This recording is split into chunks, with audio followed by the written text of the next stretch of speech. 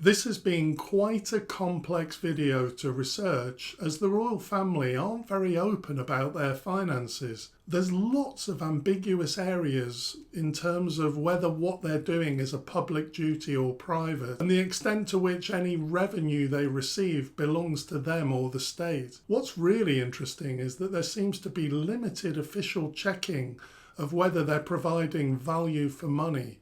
Their status is odd because they're partly private individuals, but at the same time they're a state institution almost akin to a government department. However, they're not under political control, so they're not directly accountable to anyone. There are complicated financial arrangements by which, for example, the Prime Minister, the Chancellor, and the Keeper of the Privy Purse, who looks after the King's personal financial affairs, decide how much the sovereign grant should be. I was initially encouraged to find a report by the National Audit Office on royal household spending and accountability, and it even has value for money at the top of the web page, so I was pleased to see this. Then further down it says, this is not a value for money assessment. Disappointing. The fact is that the royal family has a lot of privilege that arises as a result of its unique combination of public and private roles. Let's start with the most important official document that is available. This is the annual report and accounts for the sovereign grant. This is kind of a set of accounts for the official business of the royal family,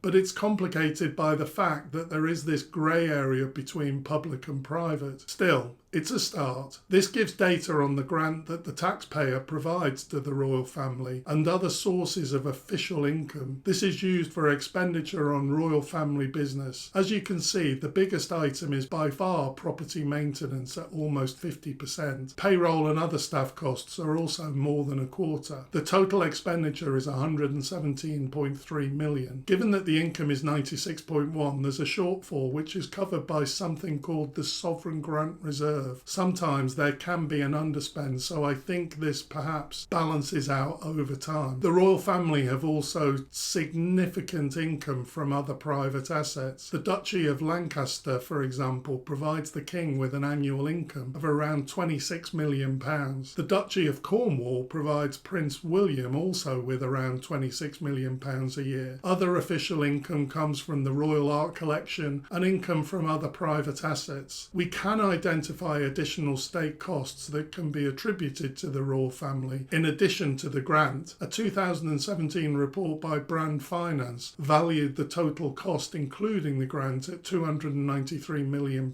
The anti-monarchy organisation Republic also produced an estimate for 2017, coming up with £345.3 million.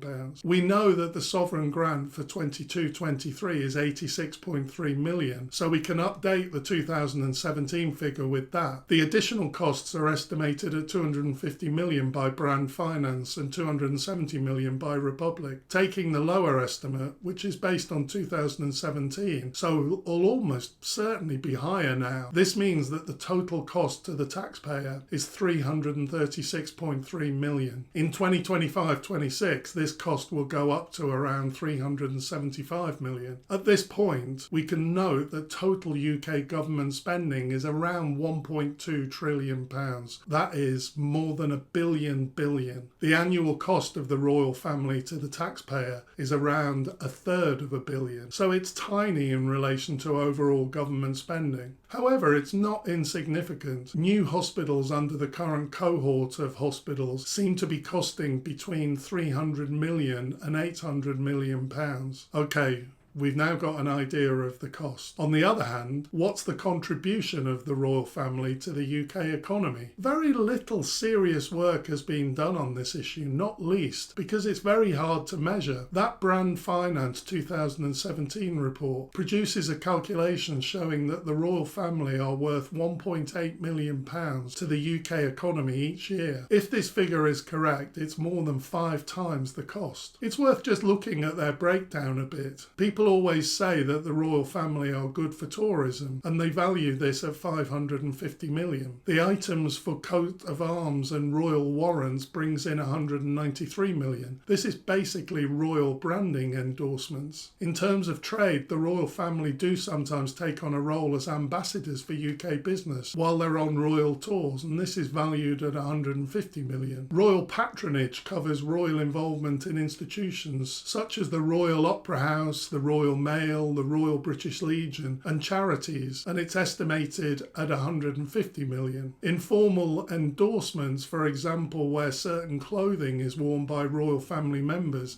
is given a value of 200 million, and 50 million is attributed to the media industry and arts. It cites The Crown TV series on Netflix as an example of something that's created a lot of jobs. And press coverage of the royal family brings in 125 million, including selling newspapers, magazines and documentaries. So we can take this 1.8 billion figure and compare it with the cost, conservatively estimated at between 300 and 350 million pounds. And at face value, it appears that the benefit is much greater than the cost. To be absolutely honest though, I think these estimates are highly speculative, but they are the best that we have. In actual fact, the precise figure isn't really critical. For the sake of argument, let's say that the estimated benefits are accurate. The thing that really interests economists is to identify the counterfactual situation. What would happen if the royal family was completely abolished? Would this 1.8 billion pounds be lost? I don't think that it would. Much of the above is the value of brand Britain, of which the royal history is a part. Thus, even in the case of abolition, many of these income streams would continue. Take tourism, for example. One could see a scenario where Buckingham Palace and Windsor Castle are completely opened up and turned into museums, perhaps with a hotel element as well. There's such interest in the royal family that this would be a massive success. In fact, if this was the case, it's quite possible that tourism would dramatically increase. Also, the counterfactual isn't necessarily the abolition of the monarchy. Perhaps the monarchy's role in state affairs could be reduced, yet the state could still employ the royal family to fulfill some of these functions and keep these economic benefits. It's interesting how a lot of people take it as a rock-solid fact that the royal family are worth it for what they bring in tourism. I think that very few people often really stop to question this. When you see a sincere attempt to measure the contribution, such as that by Brand Finance, it becomes clear to me that little of this actually depends on the royal family maintaining their current role. If we change the role of the royal family, they'd still be covered in the press and we'd still have more series of The Crown. My own opinion is that all the privileges of the royal family should be removed and the Crown estate moved back into full state ownership. At the same time, their celebrity status is worth something and the state could employ them to fulfill certain roles. In this case, I think the same or even greater economic benefits could be achieved. I hope you found this information useful.